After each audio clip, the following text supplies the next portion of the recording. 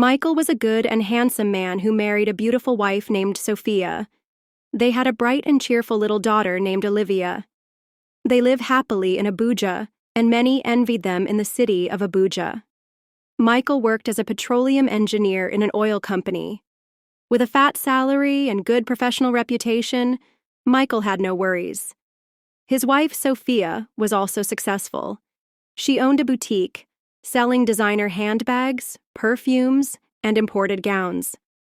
Together, they lived a life many dreamed of, and life seemed perfect for them. Their home was always full of joy. Olivia would draw and sing. Sophia would post beautiful pictures on social media regularly, showing off their happy family life, and Michael would come home every day to hugs and laughter. On Sundays, they went to church in matching clothes. There was peace, comfort, and pride, until everything changed. The oil company Mikhail works at was shutting down operations. The oil market had taken a massive hit, and foreign partners were pulling out. Within a month, over 500 workers lost their jobs.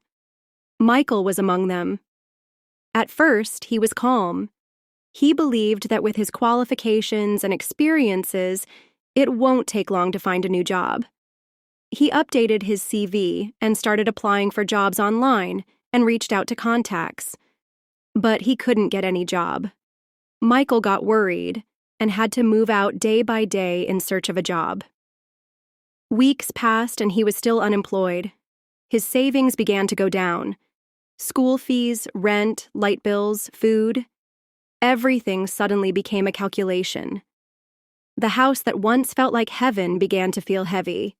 Michael remained hopeful. He sold one of their cars to stretch their expenses.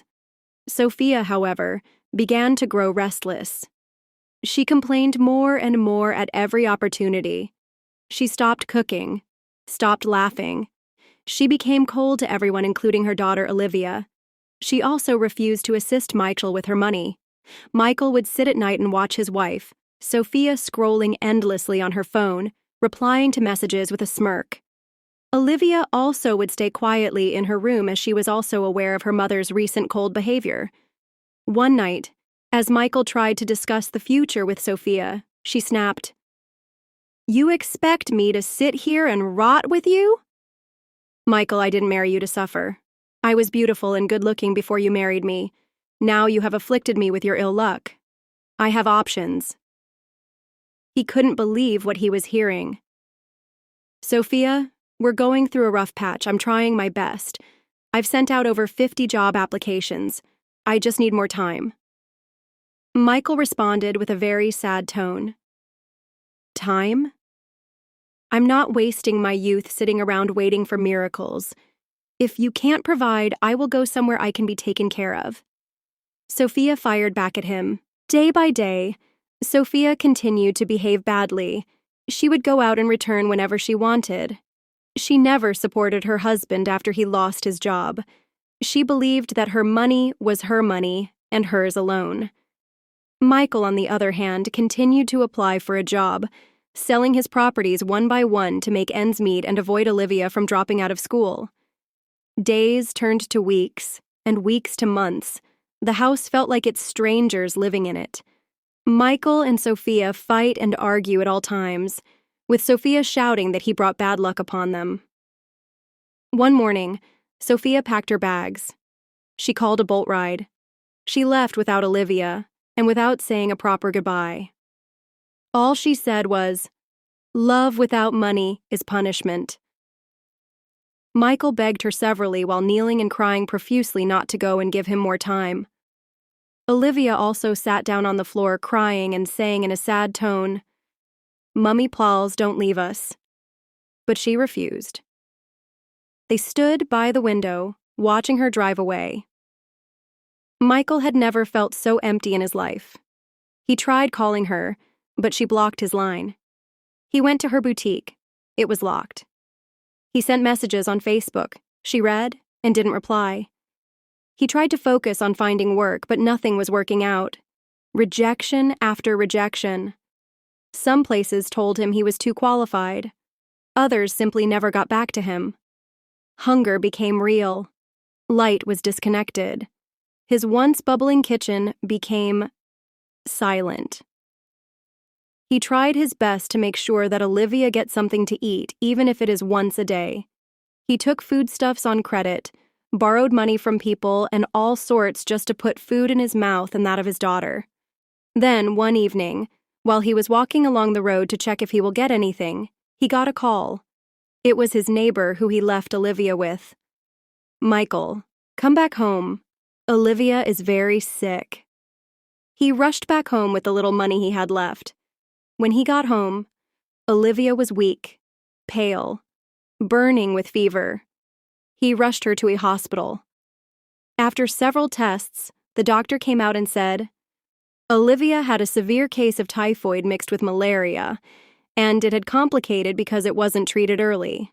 She needed immediate treatment, and it would cost a deposit of 450,000 naira at first. Michael begged the doctor to start treatment. He promised to sort the bill. But he had nothing, not a dime. But the doctor replied, "We don't run a charity organization here. If you really love your daughter, go and meet the nurse over there and pay the bill so we can start immediate treatment." He became so sad and scared that he might lose his only child. He borrowed the nurse's phone to call Sophia since she blocked his own line already. "Hello, please. Help me. Our daughter is very sick and I need to deposit a sum of 450,000 naira. I don't have anything on me and her case is severe. You're her mother too." Sophia replied, "My new husband won't allow me to touch his money for another man's child." Michael couldn't believe his ears. "Olivia is your own child." Sophia hissed and said nothing. Then she hung up, then blocked the nurse's number.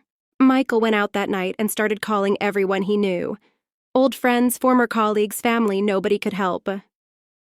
"Things are hard," they all said. He took his watch, his wedding ring, and even sold the last suit he had. But he still couldn't raise more than 20,000 naira. The hospital wouldn't start treatment without at least half of the money. Olivia got weaker every day. Michael stayed by her bedside, watching his daughter fade before his eyes. He begged God, cried like a child, but nothing changed. One afternoon, after leaving the hospital in frustration, he found himself walking the streets of Abuja without direction. He hadn't eaten. His shirt was soaked in sweat. His heart was heavy. Then he passed through a street and saw it, a massive phone store. He stood there for a long time, staring at the phones displayed in the glass windows. iPhones, Samsungs, each one worth hundreds of thousands. Just one of them could save Olivia. He started to hear voices in his head. "Just one phone. You can sell it. Save your daughter. Isn't her life worth more than a phone?" He shook the thoughts away, walked away. But something kept pulling him back. He sat on a bench across the road for over 30 minutes, thinking. Then he made a decision. He stood up, straightened his shirt, and walked into the store. He pretended to be a customer, acted like he was a man with money. Asked the staff about the newest iPhone.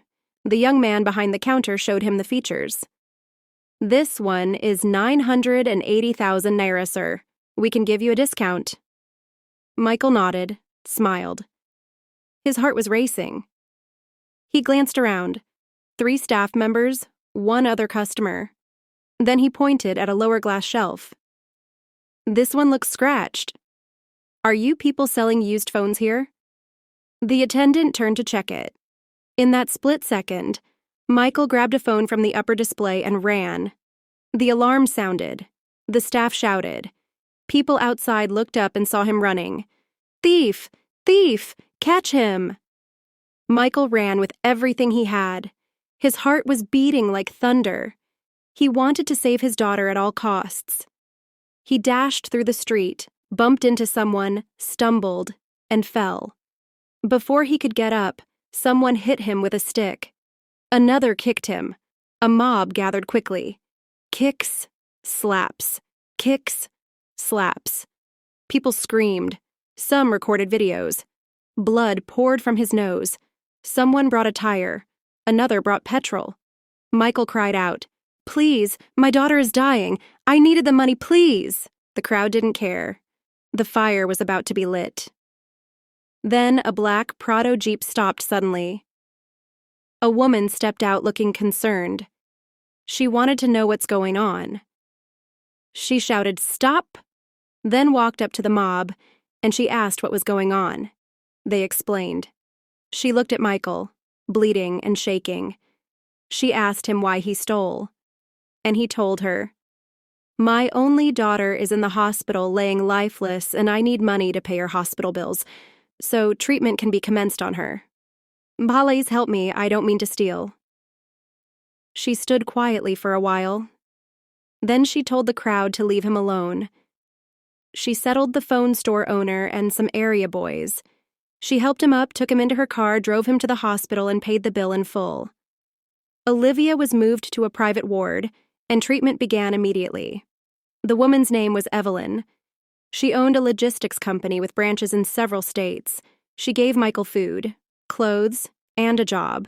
She made him the head of operations in her Abuja branch. Michael worked with fire in his soul. He didn't waste the opportunity. He was always early. He handled challenges well. Within 1 year, he had a good salary, a car, and rented a decent apartment. Olivia started school again, healthy and full of life. She had everything she needed. One day, while shopping for groceries at Spar Mall, Michael saw someone. It was Sophia. Her hair was unkempt. Her clothes were faded. She looked shocked. She walked up slowly, eyes filled with regret. She asked if it was really him.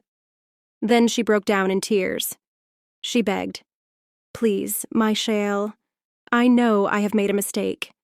Please help me. I remarried and my new husband always beat and maltreats me. He even cheated on me. I have no peace and I have been suffering. Please, I want to come back home." It was the devil's work. Michael looked at her, calmly, without anger. Michael told her he had moved on, that he had found peace and remarried to someone who loved him even if there was nothing, that Olivia had a real mother now, and that there was no going back. He walked away. Sophia collapsed on the floor, weeping. A few weeks later, Michael and his family boarded a flight to the UK. A new branch of the logistics company was opening, and Evelyn had transferred him there. He had a new home, a loving wife, a healthy daughter, and a bright future. I hope you enjoyed the story. If so, please like the video, comment what you learned from the tale, and don't forget to subscribe to the channel for more enchanting tales just like this one. Thank you.